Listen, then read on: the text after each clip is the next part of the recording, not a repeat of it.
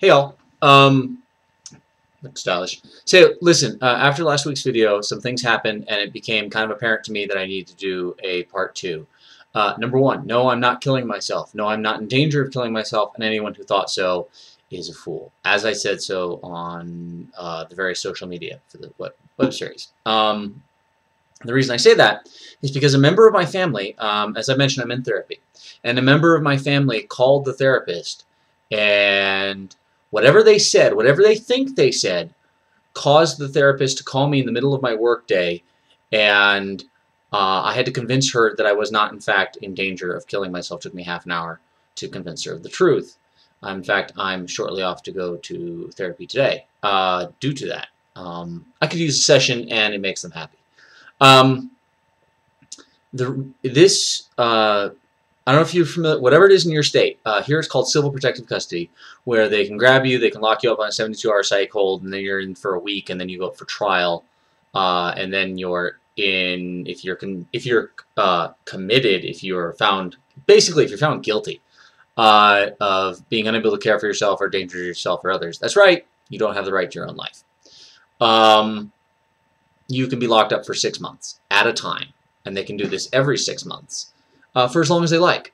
And I had a crap doctor. So let me tell you something else. How I know that and what caused me to want to kill myself when I was 23.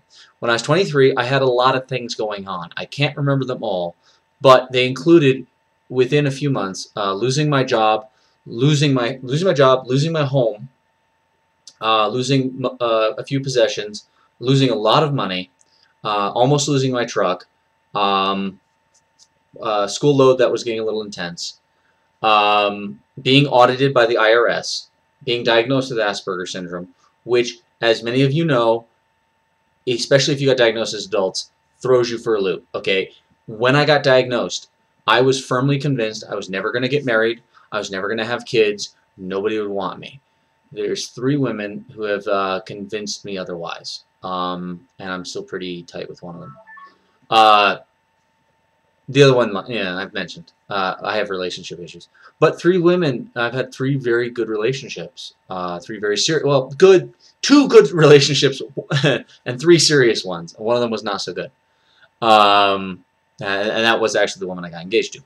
But anyway, so there was that. And when I walked, when the books, there was something to do with the book. I won't go into details, but basically it was the straw that broke the camel's back.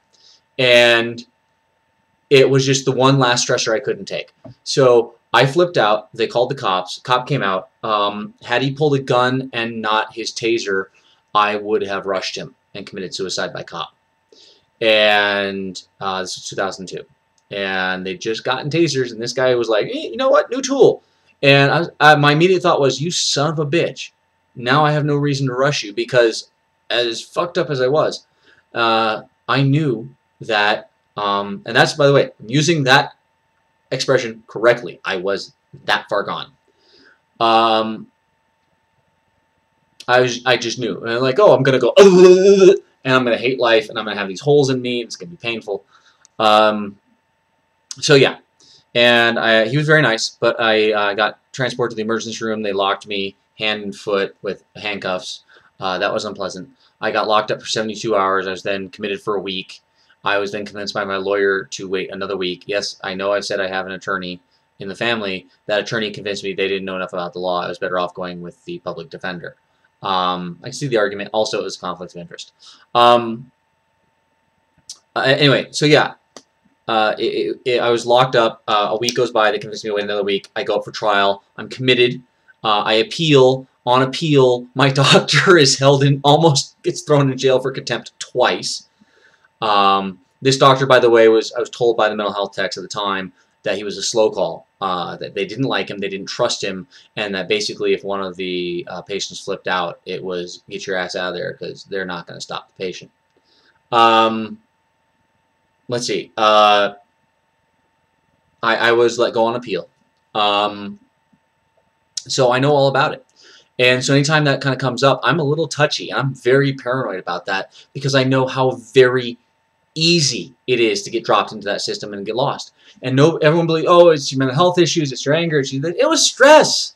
I had a 110 pulse rate resting and a 250/200 blood pressure. I was in constant danger of heart attack or stroke and dying. And the doctors there did not catch it, didn't care. The psychiatrist, this old joke is that psychiatrists are crazier than their patients. Well, it's not really a joke. So, yeah, I had a lot of issues. And so I'm not going to kill myself, but this family member thought I was. And this has led to me having to threaten this family member with disownment to get them to pay attention, to not do this again. And I've still got my finger on the metaphorical trigger. If I have to disown this person, I will. It'll suck. They're a major part of my life. But if I can't trust them, then they're certainly too dangerous to have around. So if you ever need to get rid of people in your life that are poisonous, that are dangerous, that are harmful, do so. 6 months ago, I basically had to let a friend go at the insistence of my then girlfriend. Or basically, as she put it, honey, this woman's driving you crazy. She may have been your friend once, she's not anymore.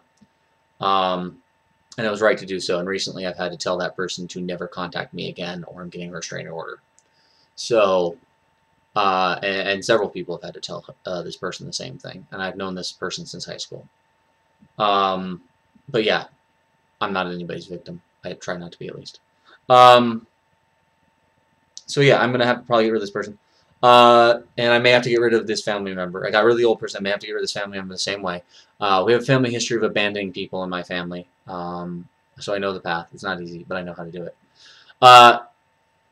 And is that everything? Yeah, so why did I want to kill myself? Stress. Lots of stress. Stress to the point that I almost died of the stress.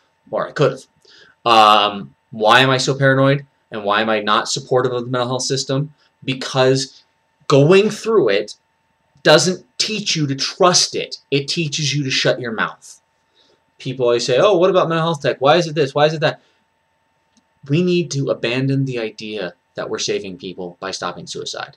Okay? If people want help, great. But we can't force them.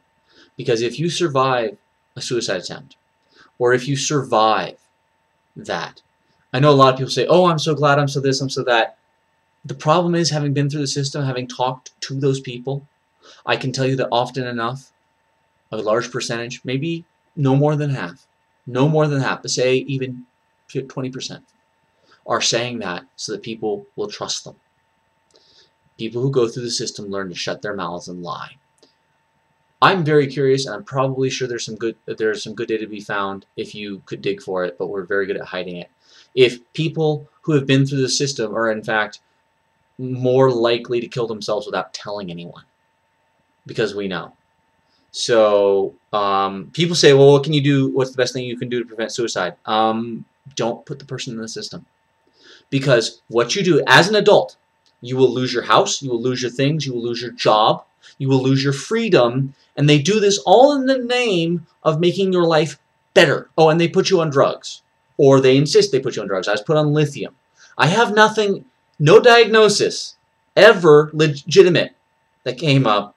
You know, there were some theories, but there was never any legitimate diagnosis that I should be put on lithium, and I was. It was horrendous. I suffered all the side effects, and I never got a bonus. So, just talk to the person. And respect, okay? If you think someone's going to kill themselves, call them. Don't call the cops. Don't call the counselor. Don't do any of that first. Call the person. You show them respect. And you show them trust. If you just run around them, you lose their trust and you lose their respect. And they will not talk to you about it again. Counselors have these laws. And the truth is that your ethics need to be more powerful than law. A cop on the job has taken the ethic that his ethic is the law. I get that. That's probably why I don't trust cops. But I understand why they're doing it.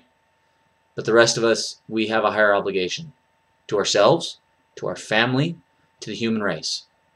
We've got to be better than the rules that are written for us. We've got to have our own codes. And mine is you own your own life.